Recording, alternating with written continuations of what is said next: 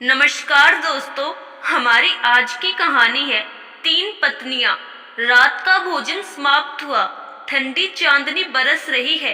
सराय के आंगन में बैठकर सभी मुसाफिर बातें कर रहे थे।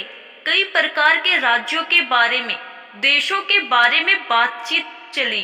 कौन किस काम पर, कौन किधर जा रहे थे, इसकी सूचना आपस में दे रहे थे। उनका साथ देने वाले से भी खुद परिचय दे रहे थे। दूसरे दिन के सफर के लिए भी सन्नद्ध हुए। रसोई घर की रख रखाव ठीक कर तब आई गरीबिन ताई। वह 60 साल की होगी, बाल खूब पक गए हैं। पति नहीं थे, गुजर गए थे। पुष्कर से ज्यादा हुआ था, इसीलिए पेट पालने के लिए सराय चला रही है। व्यापार अच्छा चल रहा है। वरहा में 2 जून का भोजन खिलाती थी। भोजन के उपरांत फल वल देती थी, अच्छी कहानियां सुनाती थी। मुसाफिर संतुष्ट होते थे। आंगन में आकर बैठी हुई ताई से मुसाफिर पूछे थे कि कोई कहानी तो सुनाओ। ताई, तुम कहानी सुनाती हो तो वीणा बजाने के जैसा लगता है, मुरली बजने के जैसा महसूस होता है, नींद आती है। मुसाफिरों ने कहा। ठीक ठीक कहकर हंस पड़ी और ताई कहानी यूं सुनाने लगी। एक जमाने में आर्यक नामक राजा कौशल राज्य का शासक रहा था। उनकी सूर्यकला, चंद्रकला एवं शशिकला नामक 3 पत्नियां थीं। तीनों अत्यंत सुंदर, अत्यंत सुकोमल भी। लोग कहा करते थे कि सौंदर्य में शीर्ष स्थान पर रहने पर भी 7 चमेलियों के बराबर तुलते नहीं। एक दिन आर्यक सूर्यकला के साथ बगीचे में टहलते हुए तालाब के किनारे बैठे थे। सरोवर कमल फूलों से भरा हुआ था, काफी सुंदर दिख रहा था। हाथ बढ़ाकर शौक से राजा ने एक कमल के फूल को तोड़ा। उसने उस फूल से सूर्यकला के सिर पर नाजुक से मारा। उस चोट से सूर्यकला पीड़ा के मारे चीख उठी, सिर पकड़कर नीचे गिर गई। उसे परिवार ने घेर लिया। देखते देखते सूर्यकला के सिर पर गांठ बन गई और खूब सूजन आ गई। बस वह बेहोश हो गई। क्या हुआ महाराज? उसकी सखी ने आर्यक से पूछा। उसने जो कुछ कहा बताया। ओह, आपने क्या किया महाराज?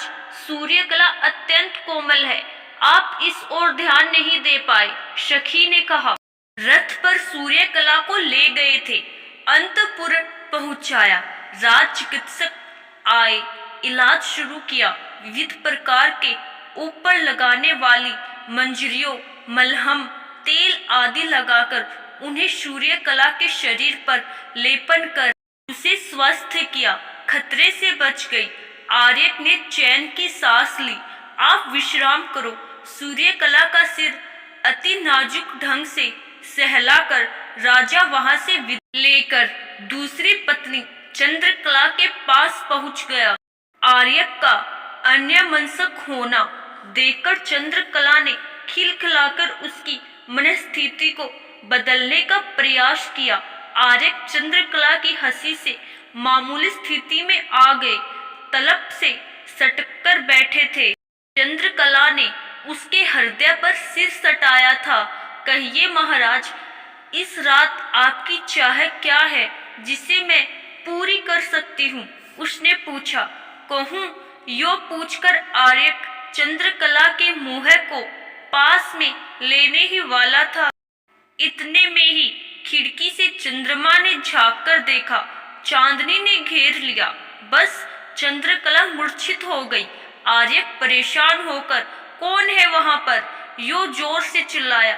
सेविका दौड़कर आई, मूर्छित चंद्रकला को देखा। क्या हुआ महाराज? उसने पूछा।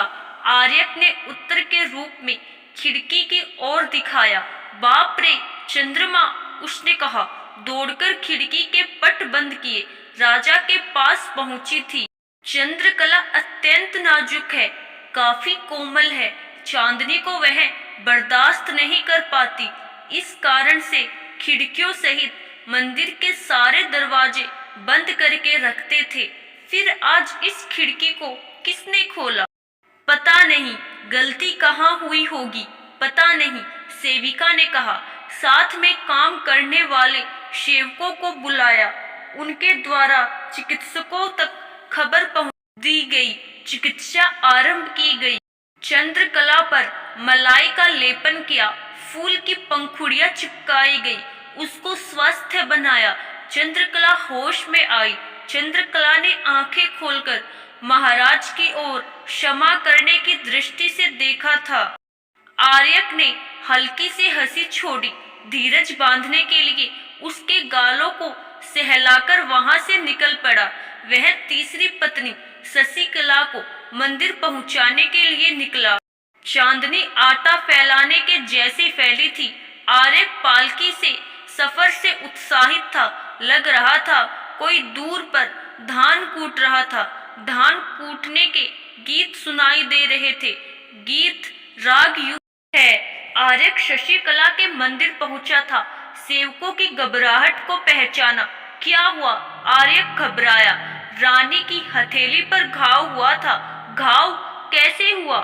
सुनिए महाराज, दूर पर कोई मूसलों से धान कूट रहा था। उन ध्वनियों को रानी शशिकला बर्दाश्त नहीं कर पाती। उसने रानी के हथेलियां कुम्हालकर लाल हो जाती, घाव बनकर खून स्रवित होता है। सेवकों ने यो कहा। आर्यक आश्चर्यचकित हुआ।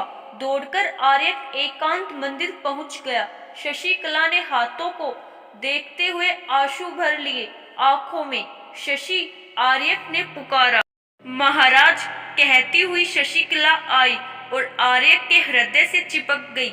राजा ने उसके हाथों को पकड़कर देखा था। सेवकों के कहने के अनुसार ही शशिकला के हाथ लाल रंग में कुम्हलाए सूजे हुए थे। घाव होने के जैसे खून बारीक से स्रवित हो रहा था। घबरा गई। दौड़ दौड़कर सखियां वहां आई। चांदी की कटोरियों में चंदन, सोने की कटोरियों में दूध लाई। शशिकला के हाथों को दूध से साफ कर उन पर फूल की पंखुड़ियों से चंदन का लेप किया। लग रहा था कि सैनिकों ने चेतावनी दी। कूटना बंद हो गया। गीत बंद हुए। ताई ने कहानी को समाप्त किया। कहानी कैसी है? ताई ने पूछा। अच्छी है, अच्छी है, कहा मुसाफिरों ने। अच्छी है, अच्छी है कहने से क्या होता है? सूर्यकला, चंद्रकला और शशिकला, इन तीनों में से असल में सुकोमल कौन है? पहले यह बात बताओ, ताई ने पूछा। सभी मुसाफिर सोच में डूब गए थे। आपस में चर्चा करने लगे। थोड़ी देर बाद उन्हें उत्तर मिला और कहने लगे। सूर्यकला को फूल की चोट लगी। चंद्रकला को चांदनी ने घेर लिया। शशिकला के प्रति जो कुछ हुआ था वह परोक्ष था। दूर से ध्वनि सुनाई पड़ी और वह घायल हो गई थी। अतः शशिकला ही सचमुच सुकोमल है। ठीक कहा, ताई ने प्रशंसा की। लेट जाओ, अब लेट जाओ, कहा। मुसाफिर अंगड़ाई लेते हुए सोने के लिए सन्नद्ध हुए। आशा करती हूँ दोस्तों आपको हमारी आज की कहानी जरूर पसंद आई होगी। धन्यवाद।